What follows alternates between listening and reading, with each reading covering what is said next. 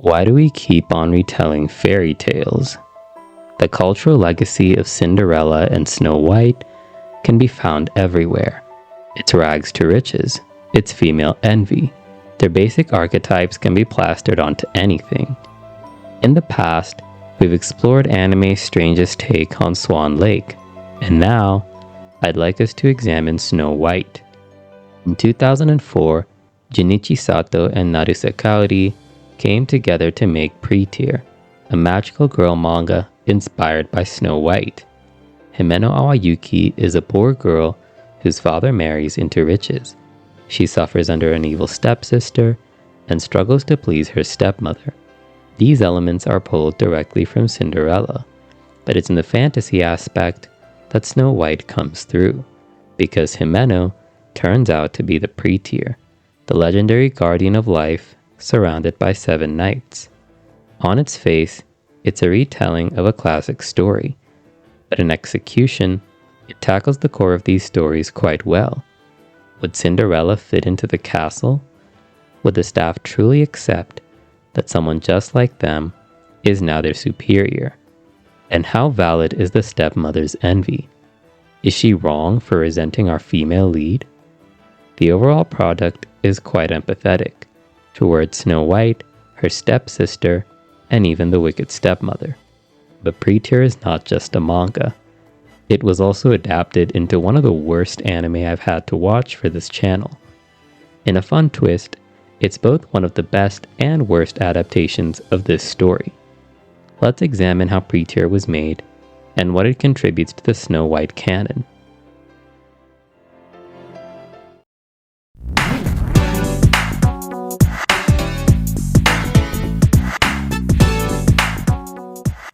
Anime and manga are collaborative projects, so first let's examine Pretear's staff, starting with Junichi Sato.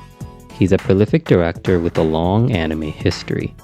I first came across him in the Pretear community, where he was praised for directing Hagdo alongside Akifumi Zako. Sato has a long history with magical girls, directing Sailor Moon, Oja Majo, and Princess Tutu. That last one's important because he made it right after Pretear. Both are fairy tale adaptations with a white main character, using empathy to understand her foes. Pretear was born of his desire to direct a work for women full of cute boys, so Himeno meets 7 handsome knights who protect her. But Sato also felt that a woman's rescue felt antiquated, so he made Himeno an assertive lead. He's not specific, but you can see that ethos in her character. She knows martial arts, speaks her mind, and can be quite stubborn. Despite having worked in anime production, Sato chose to make Pretear a manga, and while he had done that too, Pretear was made with Kaori Naruse, a woman who I can't find much about. Kaori's art is beautiful. The designs are lanky with full lashes and delicate flowing hair. If you enjoyed the works of Clamp like Cardcaptor Sakura, you'll definitely like this manga. Beyond the designs, the paneling is pretty good too. Delicate flowers frame emotional scenes, and the character drama is elevated through abstract paneling. This is at its best when magic is involved, because every scene where there's a transformation looks perfect. My only critique is that the speech bubbles don't convey who's speaking clearly. In a manga with 8 recurring characters, it matters a lot that character speech is distinct, but I struggle to follow some scenes with even 3 characters in them. I blame the tiny tails on those speech bubbles because it really took me out trying to figure out who was talking. The manga ran for 24 chapters with a 13-episode anime. The anime started about halfway through the manga's run and is largely its own story. Based on the manga notes, the team was allowed to do their own thing, which turned out in interesting ways. But to fully understand why it sucks, we need to break down both mediums. So what happens in Pretear's first chapter?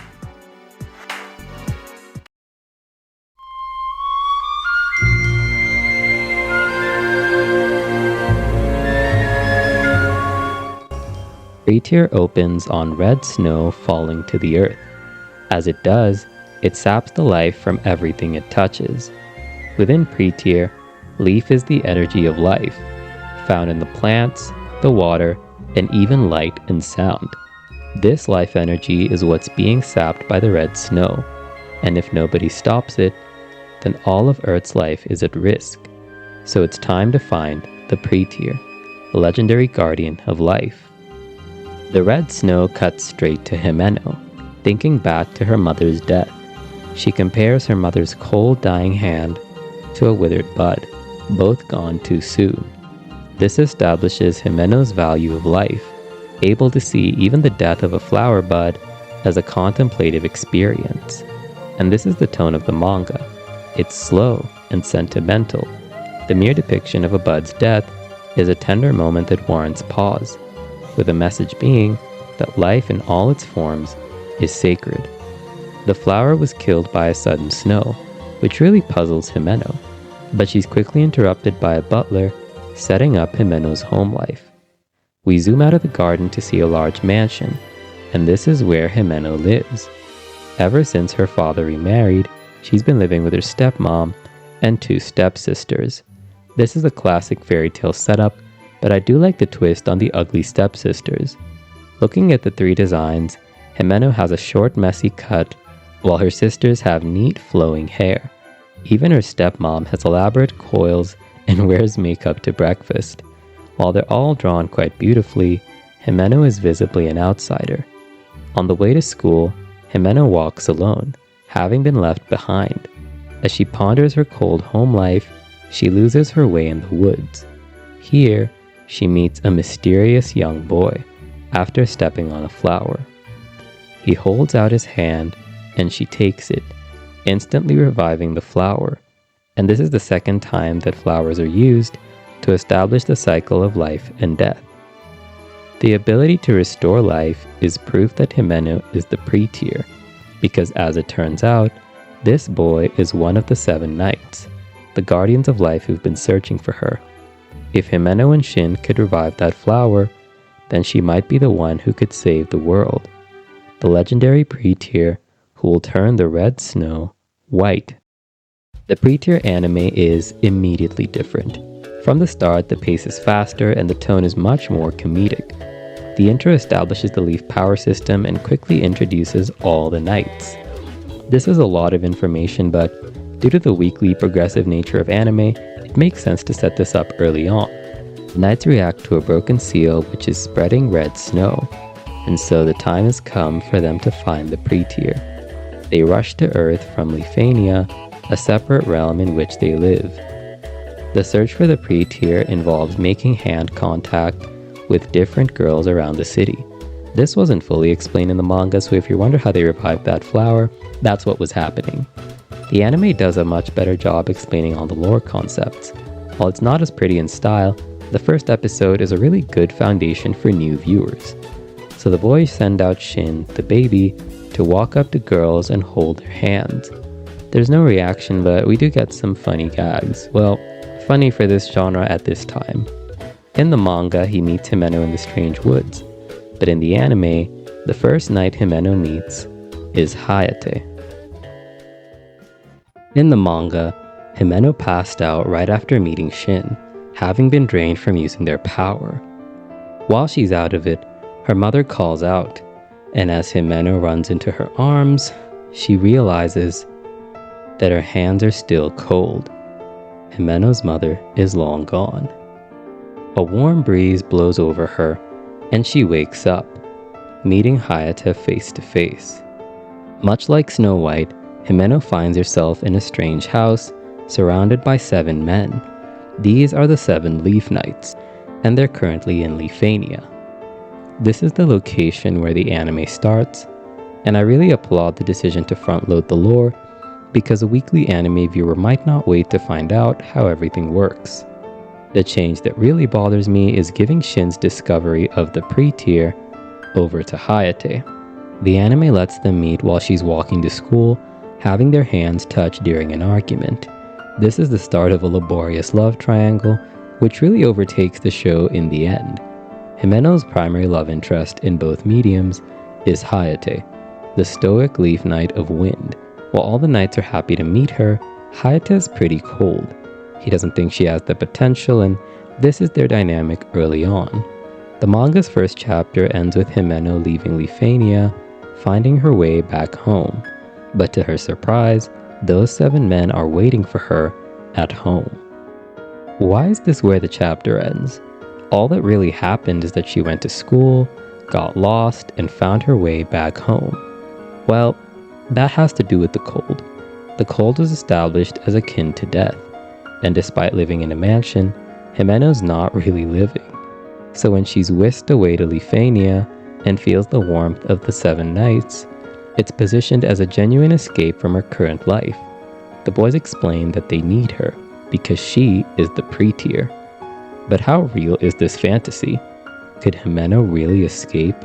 Is it possible that while she has no place at home, she's found one among the nights? This is the question we're left with as we enter chapter 2.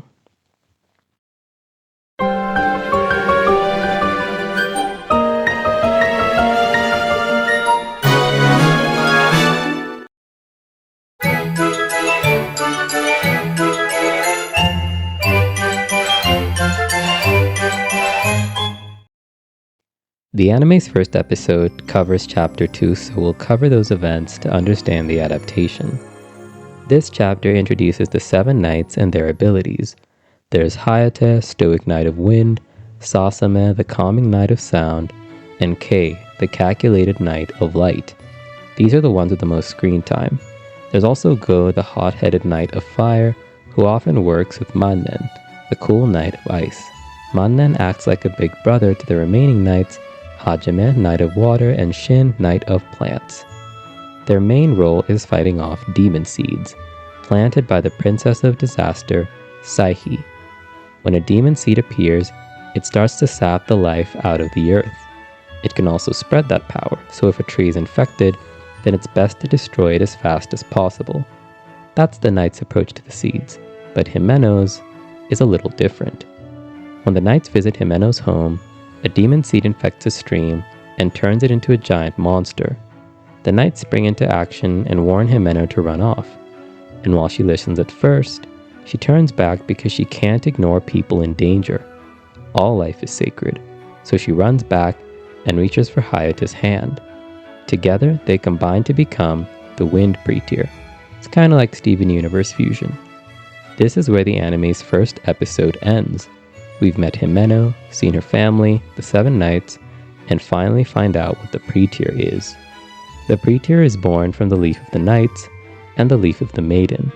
Himeno takes Hayate in, and the two fight as one in a delicate balance. While the anime features a standard weekly monster, the manga's approach is far more personal. Himeno's home life is at the center of the manga's writing. So as soon as she's offered a chance to belong with the knights, she's entangled by her family's circumstances. Here's the setup. Himeno's unpopular at school because her father's seen as a gold digger. But she does have one friend, Yayoi, a girl so loyal, she even transferred to the same high school. The two arrange to meet on a Saturday. Cool. Himeno gets home, and her mother has plans for the family. A Saturday night dinner. Sounds good. She's meeting Yayoi in the afternoon and should be home right on time. As long as nothing happens between those two events, then she should be fine. When Himeno meets Yayoi, the weather is quite strange. Somewhere in the city, a demon seed is lurking. The knights are on the hunt to find it, but Hayate seems especially bothered. Some part of him feels responsible. And from Sasame's thoughts, it's clear this is a deep wound. There's like 7 of these guys, so just know that Hayate is the serious one, and Sasame is the kind one.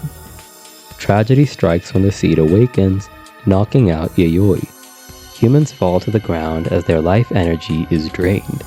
When the knights appear, Hayate shares some of his leaf energy with Himeno. Basically life, it's a healing thing. This is their job, to protect all life on Earth. They tell Himeno to go, but she won't move. She can't leave her friend behind. But this only angers Hayate. He argues that the Pretear shouldn't fight for such selfish reasons. But Himeno ignores him.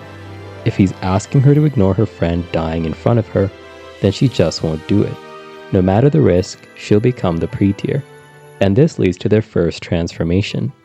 The manga's transformations are more whimsical and less fan servicey than the anime's. I get that they had to animate all 7, but it would have been nice to see some more movement. At first, Himeno struggles to fight, so Hayate acts from within her, using his power.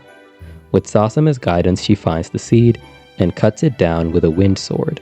She's excited to have won, but this joy is short-lived, because once they unfuse, Hayate is totally worn out. By pushing through to use his own power, he overworked himself. It should be clear by now that the Pretear is a metaphor for relationships, 2 people coming together to become a new entity, using their shared power. The reason that Hayate is exhausted is because he doesn't trust Himeno, and so he pushes through and uses his own strength instead of theirs. It's a magical depiction of their human problem. Hayate feels responsible for the seeds and takes it on alone to his own detriment. On the magical end, Himeno, as a new Pretear, uses far too much of his power. Like a new relationship, she doesn't fully understand her partner and how much of her needs he's able to provide. It's really succinct writing. Yoi wakes up and the knights celebrate having found the Pretear. And this is all great except Himeno was meant to be home hours ago. When she arrives, it's already dark and her stepmother's upset. So Himeno's not allowed to join the family for dinner. While she said she was meeting Yayoi, Mayune, the mean stepsister, says that she was probably meeting the men who came to visit her in chapter 1. So as soon as Himeno found a place that she belonged, a place that wanted her, that fantasy crashed right into her tenuous home life. You'll notice that balance is a major motif throughout the story. The delicate balance between life and death, cold and warmth, and now Himeno's life as a Pretear and as a member of the Awayuki family. Himeno's father, Kaoru, starts the manga as a retired girls author. While his works brought him fame, he stopped writing when Himeno was only 5, the very year that her mom died. This left the family in poverty as the 2 struggled to survive. Thankfully, Himeno's dad remarried, finding love in the young Natsue, a longtime fan of his works. Natsue loved Kaoru so much that she named her daughters Mayune and Mawata after his characters. Natsue's marriage to him saved their family. They moved into a new home, and Himeno got the chance to have a family. But their new life was not without challenge. Himeno, having grown up with a man, lacked the feminine grace that Natsue expected. Additionally, Natsue's daughters didn't like her. The anime's first chapter fully illustrates this dynamic through the breakfast scene. The entire family is served by staff in a large dining room. Kaoru made breakfast, which Natsue happily eats. Kaoru offers his new daughters an omelette, and this is where we meet Himeno's stepsisters. The elder one is Mayune, a refined diva with long flowing hair. She rejects the omelette in favor of something else. The younger sister is Mawata, who quietly refuses and disappears. Mayune snaps at her butler to get the car ready and mocks Himeno's messy eating. When she rushes out to meet them, Mayune's already gone. The staff snicker at Himeno's clumsiness, and we end with a panel of the 4 women. This single panel gives you everything you need to know. Natsue looks back at us with indifference, Mayune faces us with pride, and Mawata is barely in frame, casting a glance in our direction. Indifference, pride, and cold rejection. All 3 loom over a downcast Himeno. But the frame does even more than that. Mayune is the louder sister, and takes up more space than Mawata does. She's also the only one matching with their mother. While it's not clear now, the seeds of this family dynamic have taken root. Out of the 2, it's Mayune who bullies Himeno, while Mawata sneaks off the pages. There's so much care put into each and every page of this. No matter the team chosen, I believe this would be a hard manga to adapt. It takes full advantage of its medium to tell a good story, and these tools are tough to translate into anime. Due to this, I speculate the anime's conceptual focus was narrowed to focus on the love triangle Hayate, Sasame, and Himeno. Everyone else had their role shrunk to a few gags or plot devices. Shin, the guardian of plants, who is quite important to the symbolism, is now relegated to making magical barriers for the fights to take place in. This completely isolates the damage from anyone real and just kind of kills the stakes in the story. Natsue, the stepmother, is reduced to a rich lady doting on their poor husband. Watching her struggle to adjust to his lifestyle is one of her primary gags. Mayuna, the elder sister, is reduced to a mean Ajo-sama who cackles at her schemes. And Mawata, well, Mawata is complicated. Looking at Pretear, it's hard to say that Natsue is being cruel. She's rightfully concerned about Kaoru and his daughter. Natsue loves Kaoru. Perhaps she even idolizes him. So the thought of Himeno lying disturbs her. How could someone so perfect have a daughter like her? While she tolerates Mayuna's criticisms of Himeno, she won't let her speak a word against Kaoru, because in her eyes, her husband can do no wrong. So when Himeno comes home late after a Pretear fight, Natsue scolds her. Himeno was meant to be back hours ago. She was meeting a friend, she said, but according to Mayuna, she was hanging out with those strange men. The tension at home arises naturally from a mother's concerns, but the trouble didn't start with Himeno, because under Natsue's roof, there was already a girl in desperate need of mothering.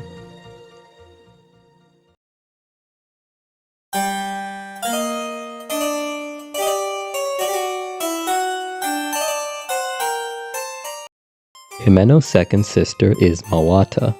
While Mayuna bullies Himeno, Mawata merely ignores her.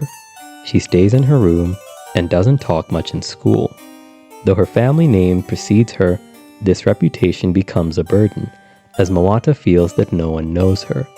There is no Mawata, only the Awayuki daughter, beautiful, mysterious, and rich.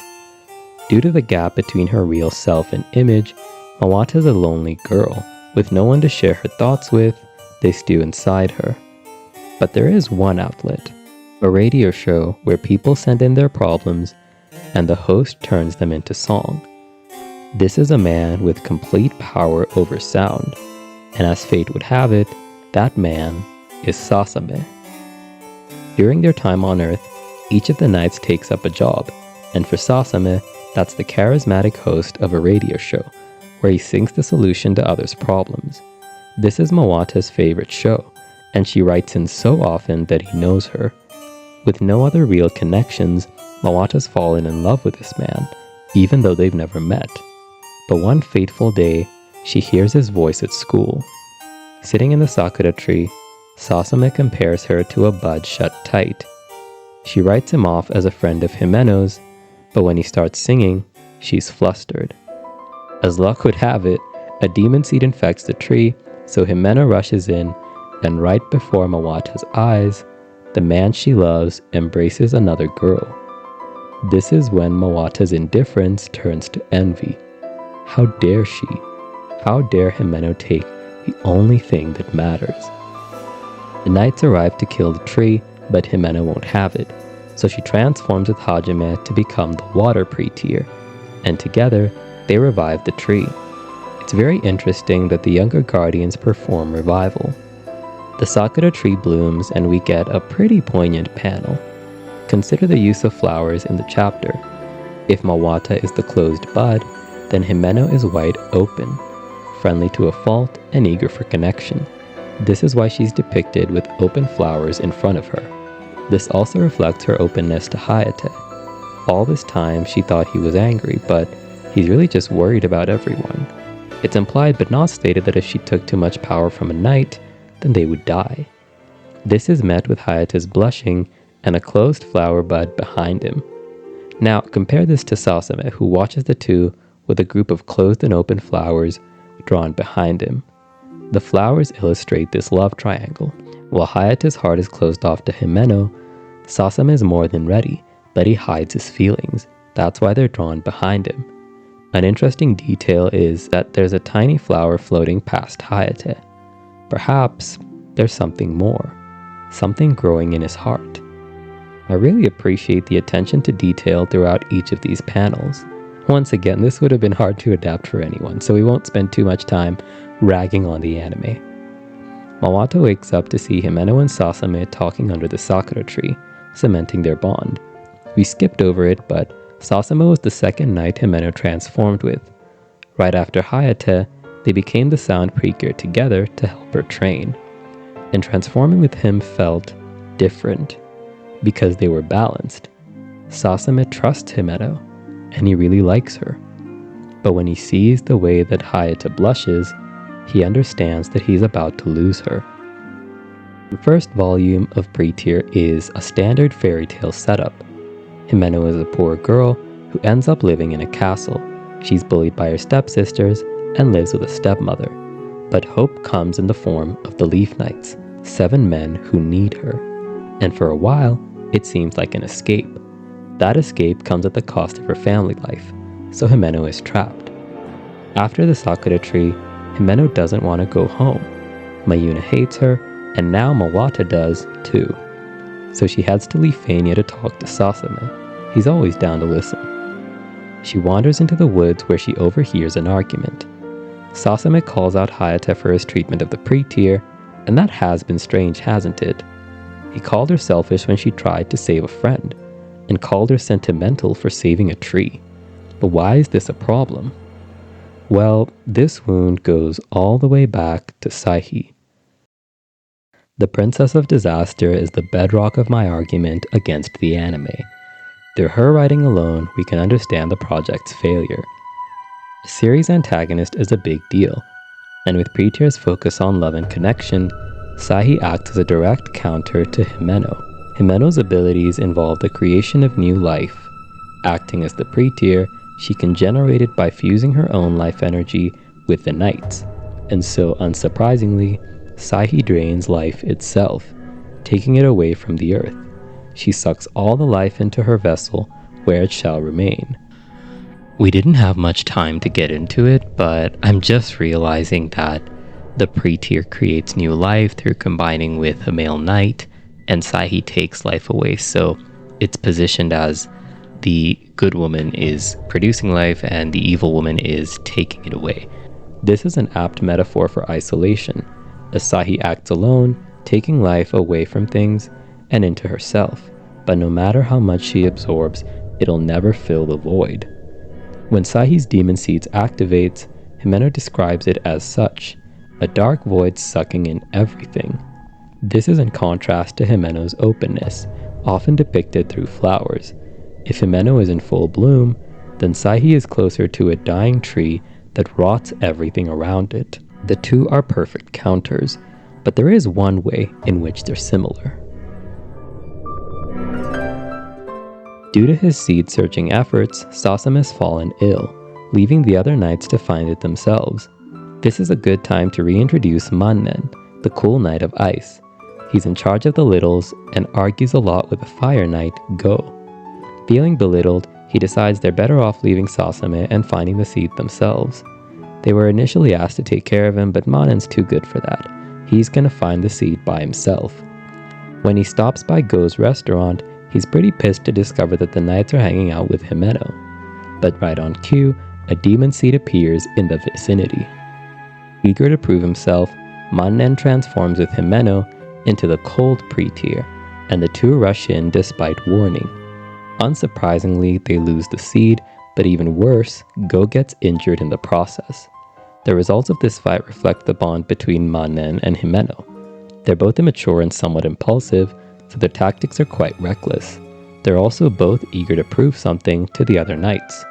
Himeno wants to prove that she belongs, and that she deserves to be the Pretear, whereas Mannen wants the knights to take him seriously, despite his age. What interests me is that the knights didn't used to be a mix of young and old, so what happened? As soon as Go is healed, Mannen snaps at Hayate. He knows the truth.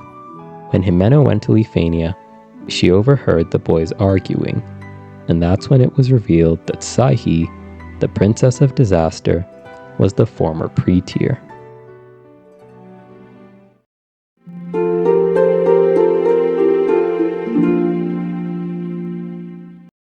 The reveal that Saihi was formerly a Pretear should be obvious from the themes we've been discussing.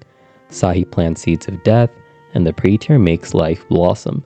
In fact, the knights reveal that just as day has night, the Pretear and Saihi coexist. But what would it take for one to become the other? For a girl like Himeno to lose all her love and connections, that is the story of Takako. 16 years ago, the Leaf Knights worked with Takako, a sensitive woman that hated violence. Unlike Himeno, the burden of fighting left her shaking, and she battled anxiety and nightmares daily. But thankfully, Hayate was always there for her. When she didn't believe in herself or was too afraid, Hayate would encourage her, and with that, Takako could do anything. The more he supported her, the more she fought, and soon, those feelings blossomed into love, a feeling that Hayate was too scared to reject. After all, she was the Pretear, and if she quit, then who would seal the current Saihi? So Hayate embraced her feelings, knowing fully well that he only wanted her power as the Pretear, not the woman behind it. As soon as they sealed the Princess of Disaster, Takako confessed her feelings to him, but with no more need for her, he ignored it.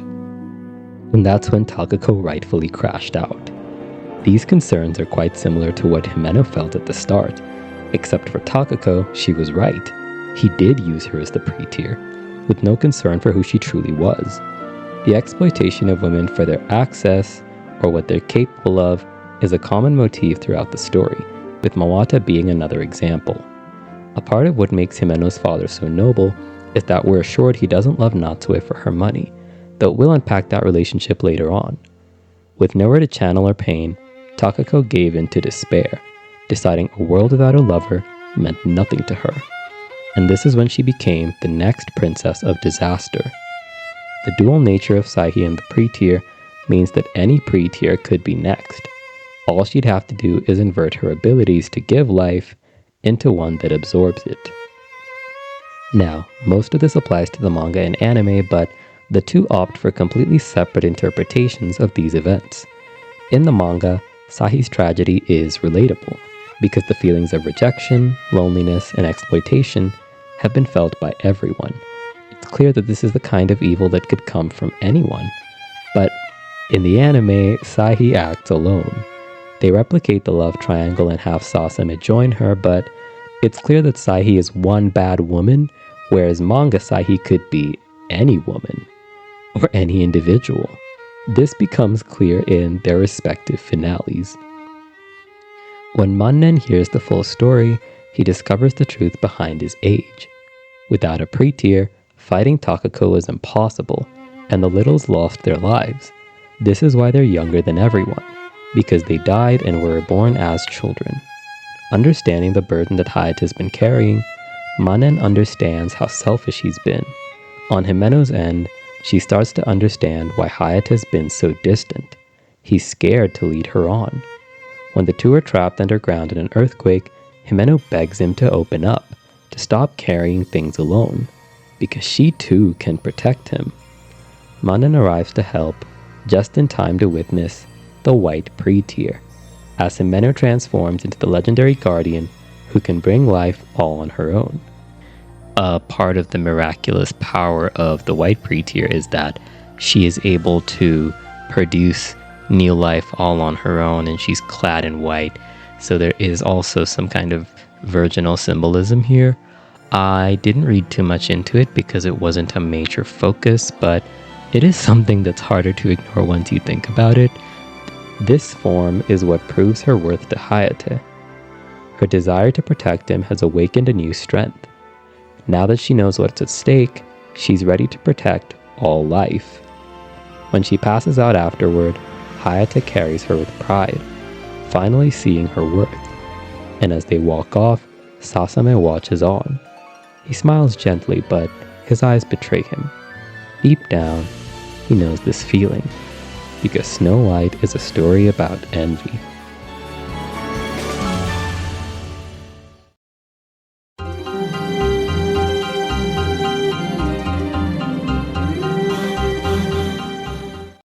The story of Snow White follows the titular character as she grows into her beauty, eventually surpassing her stepmother's.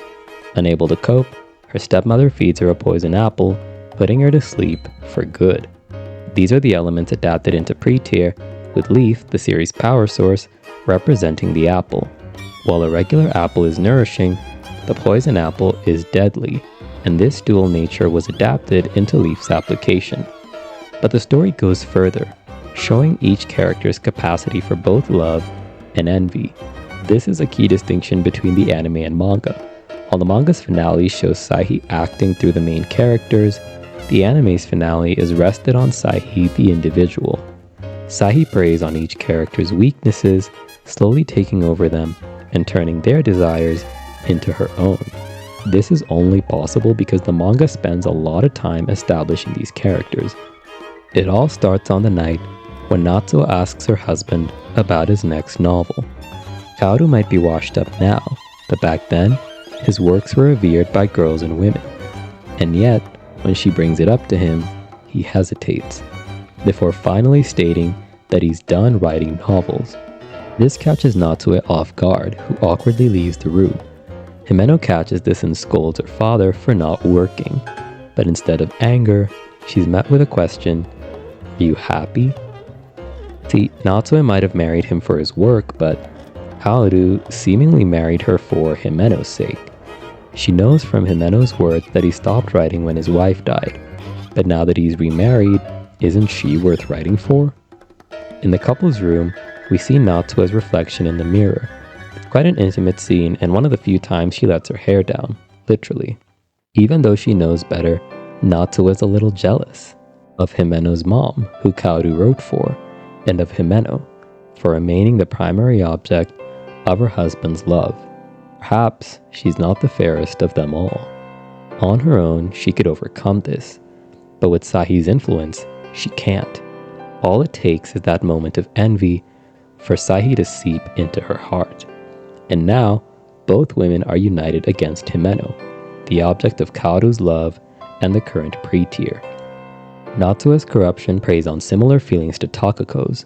While she wasn't used for her money, Saihi convinces her that instead, she was used as a mother, a woman to take care of Himeno. This is not who Kaoru is, and I must stress, Natsuo does know better than this. But remember, the feelings that made Saihi could happen to anyone. And now that she's close to Himeno, she plans to act fast. Saihi's plan against Himeno is pretty effective. First, she destroys the new trust between Hayate and Himeno. By planting more seeds around Himeno, it seems like the Pretear's slacking off. After all, if she'd been defeating them, then there wouldn't be so many left. Next, because Himeno fights longer, she comes home late, giving the perfect chance to scold her. Natsuo sends her up to her room in order to isolate her. At this point, she knows Himeno is lonely. So Saihi sends over a maid to bring her dinner. Unsurprisingly, Himeno wants company. She's an open person, so she invites the maid to join her in her room, unaware that her company is hungry for something else. The way that Saihi moves through women is such a fascinating concept. It also feels thematically resonant. In the same way that Leaf can exist in everyone, so can the urge to kill, to take life. Perhaps dormant, but with the right push, almost anyone could. The maid corners Himeno on the balcony, forcing Himeno to jump down, where thankfully, Hayate saves her. He wants to attack the seed on the maid's back, but Himeno thinks it's too dangerous. If you're wondering how no one's hearing this, Saihi ate all the sound leaf in the area, so none of this is making any noise. While Hayate is ready to attack, Himeno hesitates. She knows this maid, who she is behind her hatred. The woman's name is Yuria, and Yuria, no matter how upset, would never want to kill her. Himeno's empathy allows her to see the woman for who she truly is, embracing her true feelings in the process. What Saihi exploited was Yuria's envy toward a girl who overnight became a princess. Anyone would struggle to accept that. If it happened to Himeno, then why not her? The anime goes with a straightforward twist that the maid was secretly Saihi the whole time, which is just so boring, I'm sorry.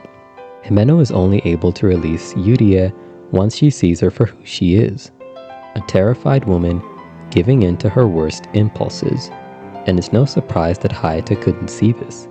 He couldn't see it back then, 16 years ago, that Takako needed her feelings acknowledged as the terrified woman that she was. I'm quite fascinated that Sato and Narase took a story about a woman prized for her beauty and chose to examine if anyone truly saw her, saw the fear in Takako's eyes, saw Mawata's loneliness. Was it scary when Snow White woke up? Though the face before her was familiar, was it any less terrifying? And isn't the exploitation of women for what they provide such a universal experience? What if Kaoru does see Natsue as a mother, before a wife? What if no one will love Mawata for anything but her wealth? And what if even with beauty and wealth, that wasn't enough to get what you really wanted? It's time to talk about Mayune.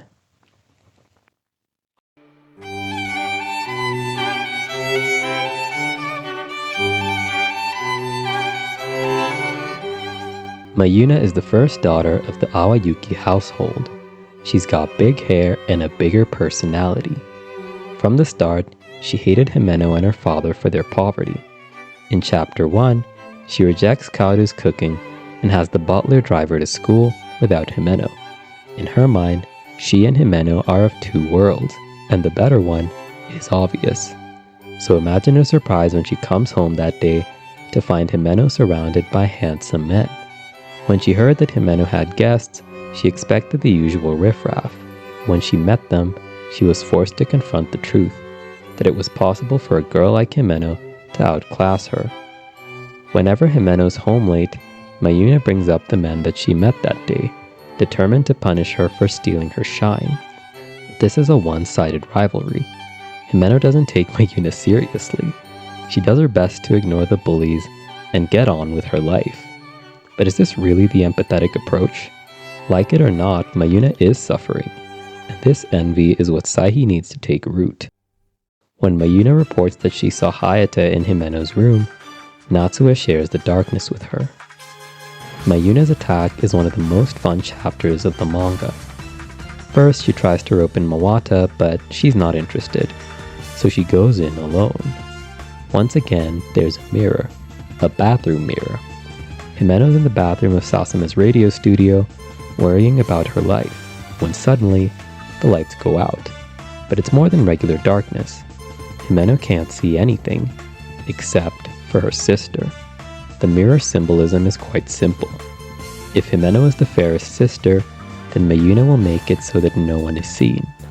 It's no coincidence that she makes herself the only visible object in the room.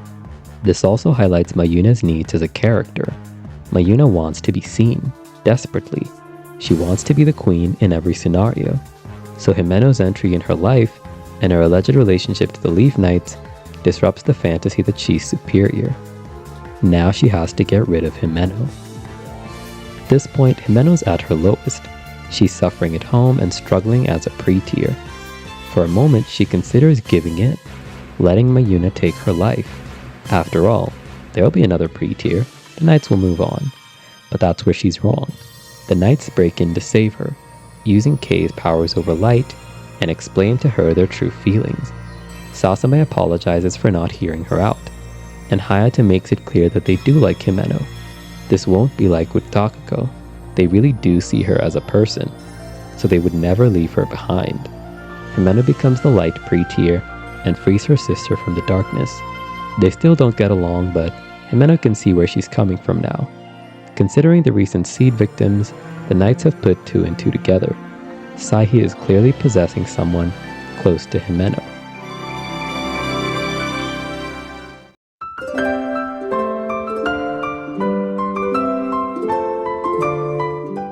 As a chronically neglected child, Mawata's mom doesn't even bother infecting her.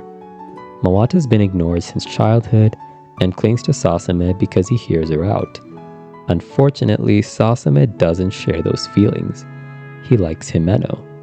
Mawata's really going through it because once Sasame rejects her, she comes home to hear her mother say that she doesn't need her daughters now, as long as she has Kaoru. At this point, Natsue's love has turned into obsession, and she no longer sees Kaoru but rather the security he offers, proof that she is loved. It's quite similar to what Takako felt toward Hayate. Did she love him, or did he just make her feel needed? The real Natsue loved Kaoru, likely for more than his books, but now her feelings have devolved into something else. Her worst moment comes when Kaoru leaves her, having noticed something's off. Himeno comes home to find Natsuo in tears, and Natsuo goes off on Himeno, accusing her of ruining both her and her father's life. If she hadn't been born, then maybe her mother would have lived. She knew she was unwell but chose to bear a child regardless. So Himeno is cast out of the home and runs off. This is also one of Mawata's worst moments, because for a second she thinks things will be normal again. Her mother, and Mayuna will have each other now. But Natsuo is not interested. Her mother rejects her and declares that a world without Kaoru isn't worth having. With nowhere to go, Himeno begs the knights to take her in. Without a father, home, or family, it seems the only option is to head to Euphania. Hayate tries to comfort her, but the red snow interrupts them. All across town, trees are coming to life and attacking civilians. The knights want to kill the trees, but Himeno won't have it, so she takes Shin's hand and becomes the plant Pretear. Hayate warns her to stop, but the two purify the entire city. The trees are saved, but at the cost of Shin's life. Himeno runs off into the snow, abandoning the knights.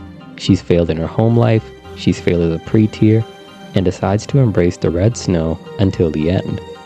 The knights arrive to encourage her because she's not alone. She gets up but is still visibly shaken. It's not till Mawata arrives that something changes, when Himeno learns that Saihi has possessed Natsuo. Mawata begs her to save her mother, and this gives Himeno perspective. What they all need is warmth. So Himeno transforms with Go to become the fire Pretear and embrace her sister. There's still work to be done. Life exists to be protected. So once again, Himeno pulls on that desire and becomes the legendary white Pretear, rushing to embrace her mother. Alone, the two are opposites, push and pull, day and night, give and take. But together, there's a balance, the warm balance needed for any relationship. All humans need love. They want to be wanted, and they need to be seen for who they are. It's no surprise that Shin, the Knight of Plants, sacrificed himself. That's who he is. But just like the dying Sakura tree, life can be revived. There's always a second chance. A second chance for Natsuo, a second chance for Mayuna, and a second chance for Mawata. Together, they can be a happy family. But Himeno could only reach this conclusion through becoming the Pretear. By being forced to examine the best approach to each problem, she was forced to consider each knight as an individual. The fights are both literal and thematic. Mayuna, who wanted attention, is hit with a spotlight.